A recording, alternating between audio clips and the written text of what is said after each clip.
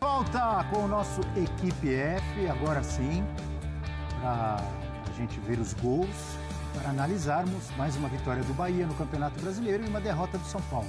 Boa noite, Elton Serra, tudo bem? Boa noite, Abel. Boa noite, Zé. Boa noite, Fã de Esportes. Bahia precisava dessa vitória, né? Depois de uma excursão a Porto Alegre, né? Jogando contra o Grêmio, acabou perdendo da maneira que perdeu. Um pênalti muito polêmico e depois a eliminação na Libertadores perdendo para o Internacional. Era importante dar essa resposta rápida e conseguiu dar. Conseguiu dar, inclusive, com a dupla lei do ex, né? Com o William José marcando 2 gols. O objetivo do Bahia agora é, pelo menos, igualar ou superar a marca do ano passado. Ano passado conseguiu chegar à Libertadores via fase preliminar. Nesse momento está na zona de classificação de novo para a Libertadores via fase preliminar, né? O 6º lugar. Mas era necessário não só pela questão da pontuação, mas pela resposta em campo. E eu acho que deu, viu, Abel? Apesar dos mesmos erros de sempre, perdendo muitos gols, principalmente no primeiro tempo, foi mais eficiente dessa vez e venceu o São Paulo. Zé Elias, conosco no Equipe F. Tudo bem, Zé? Boa noite. Boa noite, Abel. Boa noite, Elton. Boa noite a todos que estão nos assistindo. Sem dúvida, né? Eu só não entendo, assim, com o time que tem, com a qualidade que tem o elenco, eu não entendo por que o Rogério coloca esse time para jogar lá atrás. Chega um determinado momento do segundo tempo, o Rogério colocou, né, o 4-5-1 para trás da linha do meio campo, chamando o São Paulo para o seu próprio campo para tentar jogar no contra-ataque. Eu sei que é uma estratégia, funcionou aqui contra o Palmeiras, né? Contra o Palmeiras aqui no Allianz Parque funcionou, porque no finalzinho do jogo o Bahia conseguiu um gol que deu a vitória, mas acho que o Bahia, por jogar em casa, eu acho que tem condições de pressionar o adversário, tentar jogar mais em cima ali, até porque eu acho o Rogério um bom treinador. Eu acho o Rogério um treinador que consegue fazer boas leituras do jogo.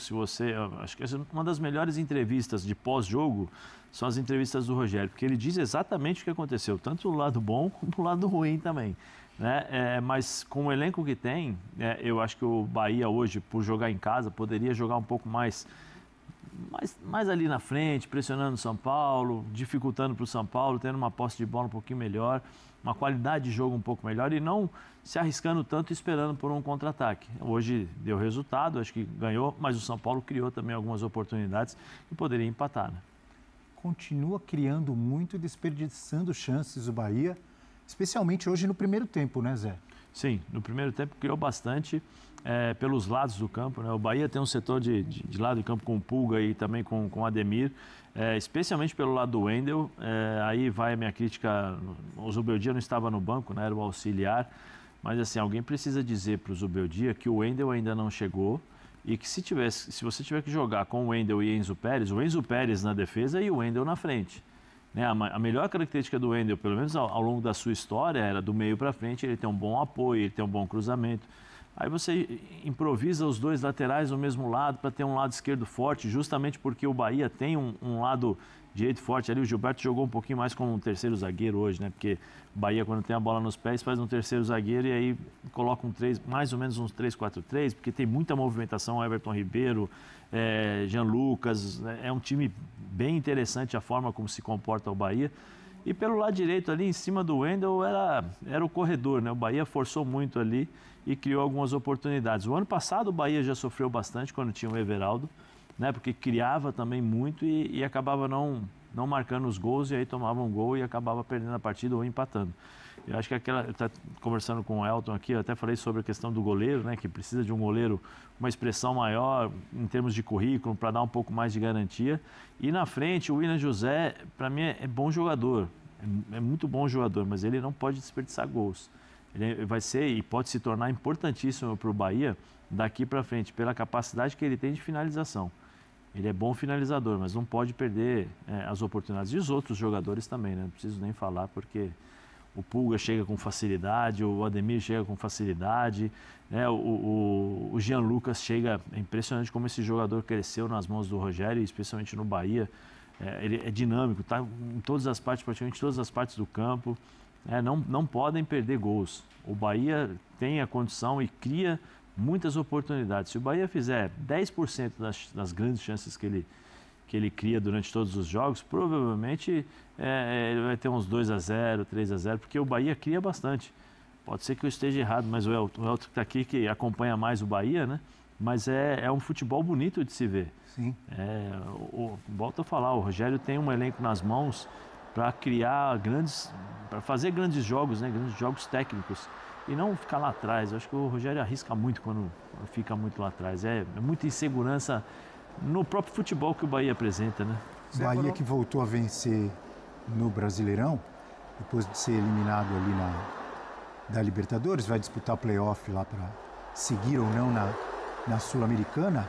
Agora, o São Paulo, por outro lado, se classificou com tranquilidade na Libertadores da América, mas no Brasileirão está patinando, né, Elton? Sim. Olha, em 11 jogos, o São Paulo tem quantos pontos que eu estava olhando aqui, ó? São Paulo tem 12 pontos. 12 pontos em 11 partidas, não é isso? Venceu apenas 2 jogos. É muito pouco, né? Sim. E a gente tem visto o São Paulo diferente no Libertadores em relação ao Campeonato Brasileiro. O Campeonato Brasileiro é mais difícil do que o grupo que o São Paulo teve na Libertadores. Por mais que você tenha o Talleres ali, é sempre um ambiente complicado. Viagens, né, a logística acaba sendo bem diferente. O nível de arbitragem também, né? Não que seja excelente, mas acho até um pouco melhor.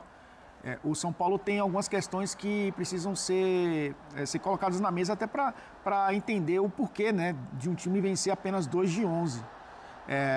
Só um parêntese, né? O Bahia finalizou 13 vezes. O São Paulo permitiu que o Bahia finalizasse 13 vezes no jogo. Dessas 13, 10 no primeiro tempo. Ou seja, o Bahia finalizou 3 no segundo tempo e fez 2 gols. Foi mais eficiente, né? Então, se é um Bahia que cria muito, é um São Paulo que permite os adversários criarem bastante também. Eu acho que tem a ver com 2 situações, né?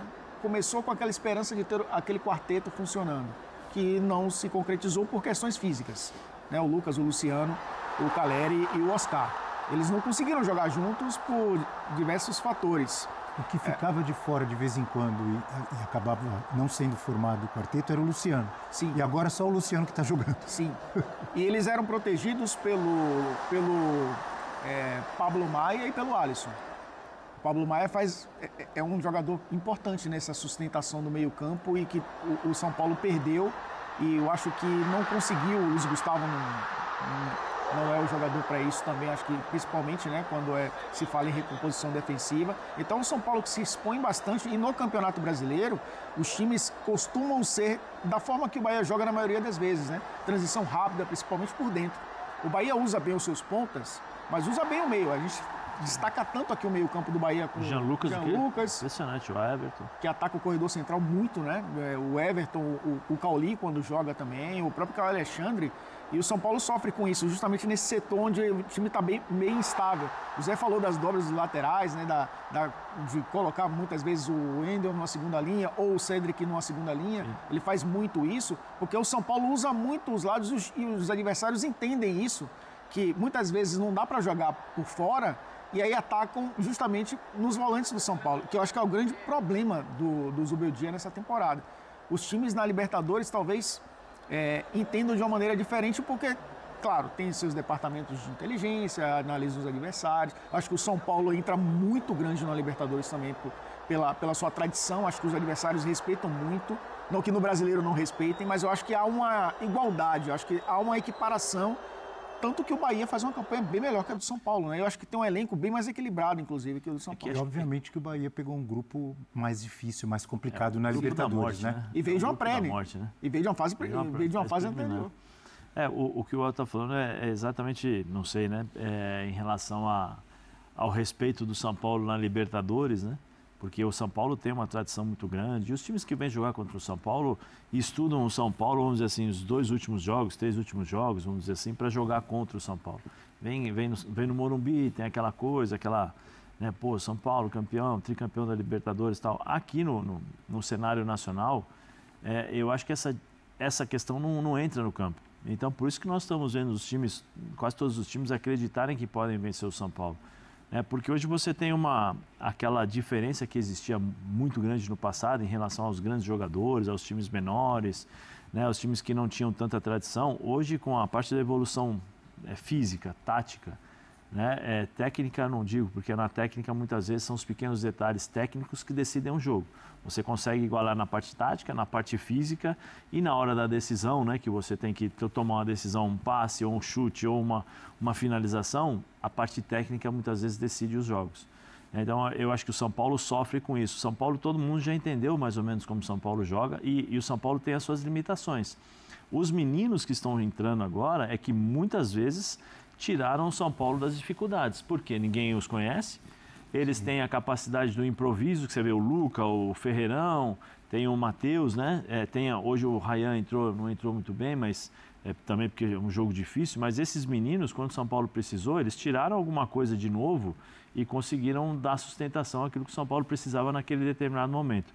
Com o passar dos jogos, a novidade, ela deixa de ser novidade. Os times hoje têm quase todos os times, o Bahia deve ter o Elton pode confirmar ou não, mas eu imagino que pela estrutura do City deve ter um centro de análise muito grande em relação aos adversários.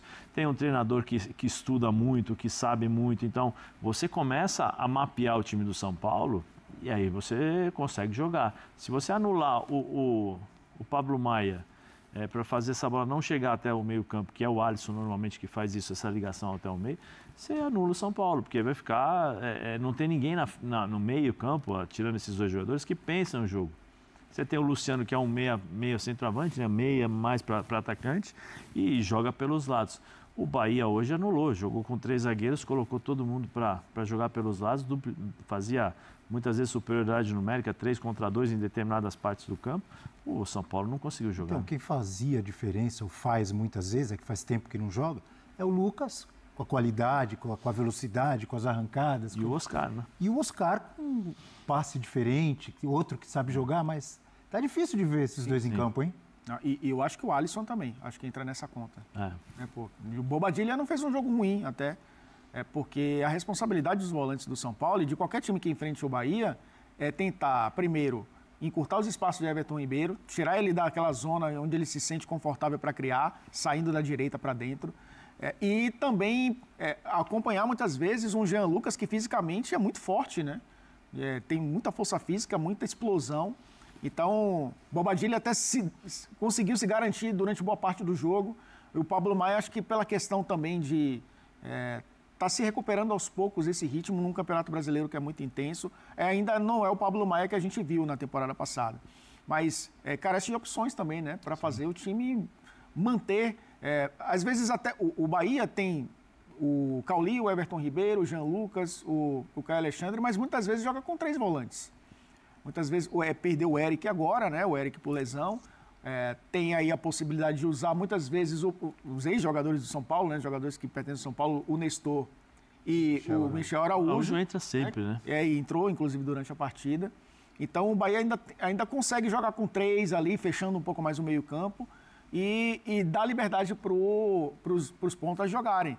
Hoje, eu acho que o Rogério até voltou a usar algo, o Zé lembrou bem do Gilberto fazendo a função ali de um falso zagueiro. Ele voltou a usar algo que não usava há um bom tempo, que são 2 pontas ao mesmo tempo. Sim. Começou com o Ademir e começou com o Eric Pulga. E aí, eu acho que a intenção dele, e ele conhece muito bem, essa questão do Luciano ser 10, foi o Rogério Ceni no São Paulo que falou. Ele considera o Luciano como um meio atacante, né, jogando por dentro. Ele falou sobre isso na época do São Paulo. Acho que foi por isso até que o Zubeldia tentou fechar os lados do campo. E aí o Rogério pensou, vou voltar a usar 2 pontas, porque ele usava o Cauli, um construtor por um lado, e o Pulga, o cara de profundidade por outro. E aí, como o São Paulo tentou dobrar os lados do campo, fechar, reforçar a marcação, aí ele jogou com 2 pontos. Eu acho que por isso que o Bahia criou 10 oportunidades no primeiro tempo. Cria muito, mas quando joga com 2 caras abertos, cria mais ainda. E cria dificuldades para um São Paulo que o encaixe defensivo ainda não aconteceu no Campeonato Brasileiro. Claro, eu estava, enquanto você falava, revendo o primeiro gol do Bahia ali, uma bela testada, bela cabeçada do William José, né? Cruzamento ali da esquerda, eu estava pensando, no primeiro tempo, teoricamente, o Bahia teve oportunidades até mais fáceis de fazer o gol. Temos que dar um mérito sempre para o Rafael, excelente goleiro do São Paulo. Fez uma grande defesa. Boa fase. Mas teve umas bolas ali para o Bahia fazer o gol que não fez. E essa aqui, Tudo bem que ele cabeceou meio livre ali, mas não era tão fácil essa cabeçada, era, Zé? E o cruzamento foi perfeito, né? O cruzamento foi forte, rápido. Aí é o que eu falei antes aqui, se você vai fazer dobra de lateral, é fácil você identificar. O Enzo é melhor na defesa e o Wendel é do meio para frente. Quem estava marcando o William José ali? O Wendel. Então é uma coisa, distância. É uma coisa básica isso, você aprende nas categorias de base. A bola está na linha de fundo, você olha o teu posicionamento e o teu adversário. Se eu sou o Wendel, eu tenho 1,50 m, 1,70 m e vou jogar contra o William José que tem 1,90 m, o que eu faço? Eu encosto nele. Ou senão eu fico aqui bem próximo, porque eu estou olhando a bola. Quando a bola chega, o William José vai subir, eu subo no corpo dele. Existem algumas técnicas para você impedir que o jogador chegue inteiro na bola. Só que o William não, o Wendel não. O que o Wendel fez? Ele viu o William José, ele parou. Por quê? Porque ele estava olhando a bola, ele esqueceu do atacante. Aí o cruzamento foi muito bem feito, eu não sei quem foi que fez o cruzamento. O Eric Pulga, fez o cruzamento. E o William José, testada bonita, subiu e cabeceou assim, queixo no peito, né? Como diz o queixo no ombro, como diz o Dadá. Belíssimo gol. O William José que era do São Paulo, né? Ele saiu do Barueri, foi para o São Paulo. O São Paulo ele conheceu o mundo. E hoje, primeira vitória do Rogério Ceni contra o São Paulo, né? O Rogério Ceni tem esses tabus contra Flamengo e São Paulo, né? Contra o São Paulo já caiu, pelo menos. E eu acho que méritos dele pela mudança tática da equipe, eu acho que incluiu o Ademir. O Ademir vem de lesão, é verdade. Ele não perdeu posição, né? Ele se lesionou e aí o Cauli assumiu essa posição. A gente está vendo aí, né? Isso que vocês falavam agora, que o Zé destacou. Primeira vitória. Em 12 jogos como treinador contra o São Paulo, ele não tinha vencido. Tinha 9 derrotas e 2 empates. E hoje vence pela primeira vez o seu ex-time, onde fez história. Contra Bahia, Cruzeiro, Flamengo e Fortaleza, né? Enfrentando o São Paulo. E algumas derrotas doídas contra o São Paulo pelo Bahia, né? Teve uma na Fonte Nova, que ali deixou o Bahia bem complicado na luta contra o rebaixamento de 2023, que ele entrou em campo para falar com o Vitor Hugo, lembra? Sim. No meio do campo fazer uma revolta lá com o zagueiro do Bahia. Mas méritos dele para esse resultado de voltar às origens do início da temporada, né? Usar 2 pontas, o Ademir sentiu a questão física, mas o Zé falou, né? O cruzamento do Pulga no primeiro gol e um pênalti sofrido pelo Kaique no segundo gol.